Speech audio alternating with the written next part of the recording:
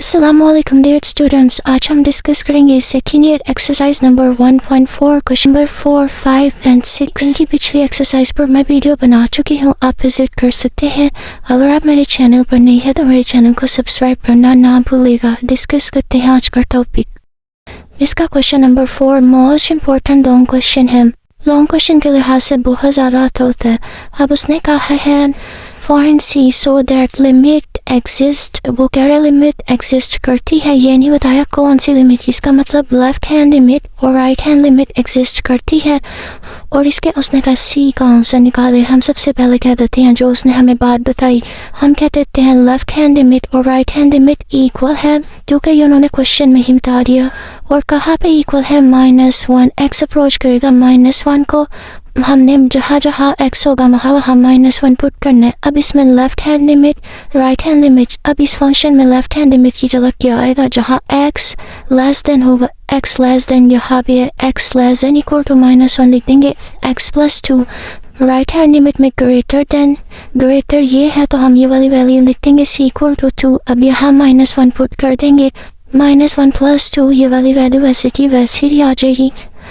कि हम यहाँ -1+2 लिख दिया तो इसका आंसर थे ये लिखेंगे +2 था, दूसरी तरफ गया -2 2 कैंसिल हो गए, -1 था, सीखल के आंसर आ गया -1। मोस्ट इंपॉर्टेंट लॉन्ग क्वेश्चन है। अगर आप मेरे चैनल पर नहीं है तो मेरे चैनल को सब्सक्राइब करना ना भूलिएगा। नेक्स्ट है इसका क्वेश्चन नंबर 5। क्वेश्चन नंबर 5 भी as a long question most important है। उन्होंने हमें बोला है find the value of m and n। m और n की वैल्यू निकाले so that f is continuous at x equal to 3। और सता है x continuous है 3 पे। continuous का मतलब है left hand limit right hand limit value of function, तीनों प्रॉपर्टी में तीनों कंडीशन सेटिस्फाई करेंगी। हम उन्हें कह देते हैं since f x is continuous as 3, जैसा कि उन्होंने में क्वेश्चन आता है left hand limit right hand limit और वैल्यू ऑफ फंक्शन, ये तीनों कंडीशन सेटिस्फाई है।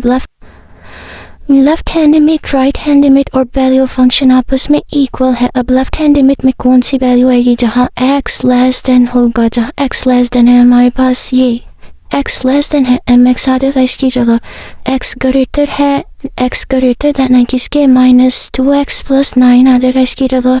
और इक्वल किसके है? n की, जहाँ इक्वल साइन होगा वो वैल्यू ऑफ फंक्शन आ जाएगी। अब देन x किसको अप्रोच कर रहा है? 3 को। x अप्रोचेस टू 3, x की जगह 3 आ गया, यहाँ भी x की जगह 3 आ गया। इसको सोल्व किया 3m, इसको सोल्व किया जब हमने इसका आंसर आ गया 3 और इसका आंसर आ गया m। ये अब हमने m का भी आंसर निकाला है और अब हमने n का भी आंसर निकाला। एक दफ़ा इन दोनों को सोल्व करेंगे, एक दफ़ा इन दोनों को सोल्व करेंगे। जब इन दोनों को सोल्व किया m का क्या आंसर आ गया 1। यहाँ पर डिवाइड और मल्टीप्लाई हो रहा था, दूसरी तरफ यह डिवाइड हो गया, इनकी आपस में कटिंग होगी, m का आंसर आ गया 1। जब इन दोनों को सोल्व किया ऑटोमेटिकली इसका आंसर निकल आया। इसका जो पार्ट 2 है ये भी मोस्ट इम्पोर्टेंट है। इसमें भी उन्होंने हमें बताया फंक्शन कंटिन्यूस है कहाँ पे? 3 पे। इसका मतलब left hand limit right hand limit value of function तीनों बराबर हैं। ये मैं आपको पीछे डेफिनेशन बता चुकी हूँ और मैं बार बार बता रही हूँ। फंक्शन तब कंटिन्यूस होता है जब left hand limit right hand limit और वैल्यू ऑफ फंक्शन ये तीनों कंडीशन सेटिस्फाई करे। लिख दिया left hand limit equal to right hand limit equal to value of function.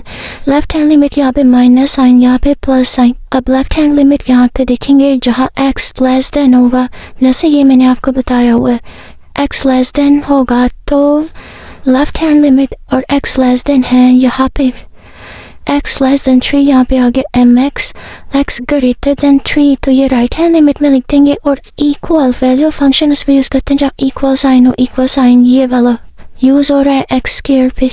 अब जब हमने जहाँ जहाँ x है वहाँ वहाँ ये वाला 3 पुट कर देंगे, इसका आंसर आ गया 3n। यहाँ पे 3 का स्क्वायर लेंगे 9, यहाँ पे 3 का स्क्वायर लेंगे 9, m का आंसर निकाला है। एक दफ़ा इन दोनों को सोल्व करेंगे। अब ये देखिए 3m इक्वल टू 9, यहाँ पे मल्टीप्लाई हो रहा है 3 दूसरी तरफ जाएगा तो डिवाइड हो जाएगा 3 1 3 3 3 9, m का आंसर आ गया 3। तो ये हमारा सोल्व हो गया इंपॉर्टेंट क्वेश्चन। नेक्स्ट इसी का डिस्कस करेंगे question number 6। Most important long question है और बार बार आता होता है। एक फंक्शन दे दिया और उसने कहा find the value of k का आंसर निकाला so that f is continuous x2। f continuous है मतलब left hand limit right hand limit value of function satisfy कर रही है हमारे पास। लेकिन यहाँ पे देखिए अगर उन्होंने ना हमें ग्रेटर देन बताया ना लेस देन बताया, इसलिए हमें पता ही नहीं लगेगा कि लेफ्ट हैंड लिमिट किस पे अप्लाई करें और राइट हैंड लिमिट। बस इतना पता लग गया लिमिट और वैल्यू फंक्शन इक्वल है, हम लिख देंगे लिमिट। ना हमने लेफ्ट हैंड लिमिट लिखनी है ना राइट हैंड लिमिट लिखनी है, ना ही उन्होंने हमें बताया लिमिट किसके इक्वल है, वैल्यू फंक्शन एफ और 2 यहाँ पे इसलिए हमने लिखा है क्योंकि हमारा फंक्शन 2 पे कंटिन्यूस करेगा। अब यहाँ पे फंक्शन पूरा का पूरा फंक्शन लिख देंगे, ये वाला फंक्शन लिख देंगे, ये इतना हिस्सा और कंटिन्यूस है 2 पे तो उसकी जगह के लिख देंगे। ठीक है, जब हमने ये इतना लिख दिया तो सबसे पहले हम इसको फैक्टराइज करेंगे। फैक्टराइज करने के लिए ऊपर वाली वैल्यू को एक दफ़ा मल्टीप्लाई एक दफ़ा डिवाइड कर देंगे, बट ये वाला साइन चेंज कर देंगे। जब ये वाला साइन चेंज करके प्लस करके मल्टीप्लाई डिवाइड कर दिया, अब ये देखिए ऊपर a minus b a plus b, इन दोनों पर फॉर्मूला अप्लाई हो रहा है। a square minus b square हमने लिख दिया a square minus b square, इस पे स्क्वायर आ गया और इस पे स्क्वायर आ गया, के वैसे ही उतरता रहेगा और नीचे वैल्यू से मल्टीप्लाई हो रही थी, हमने सिंपल बस इनको मल्टीप्लाई कर दिया। यहाँ पे ब्रैकेट लगा दी ताकि मिक्सअप ना हो। लिमिट अप्रोच करिए 2 को, ये भी साथ साथ और ये भी साथ साथ ऐसे आता जाएगा। जो इसका और इसका इसके उसकी आपस में कटिंग हो जाएगी कि आ जाएगा 2x प्लस 5 माइनस, जब माइनस साइन के बाद ब्रैकेट यूज होते हैं तो अंदर वाले साइन चेंज हो रहे थे। प्लस एक्स था माइनस एक्स हो जाएगा, प्लस 7 था माइनस 7 हो जाएगा।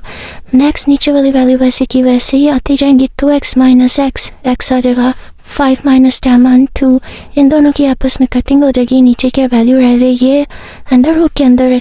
अब हम इसका अंडर रूट 2x प्लस 5 और प्लस x प्लस 7 ये वैसे का वैसे ही उतर आएगा। हमने बस इसका अंडर रूट सेपरेट किया, ये अंडर रूट सेपरेट थे, मैंने बाय मिस्टेक अलग अलग दिखते, ये ठीक कर लीजिएगा।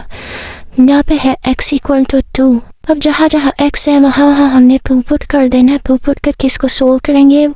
1/√9 प्लस √9 प्लस में 2/√9 हो जाएगा। इस तरह भी लिख सकते हैं।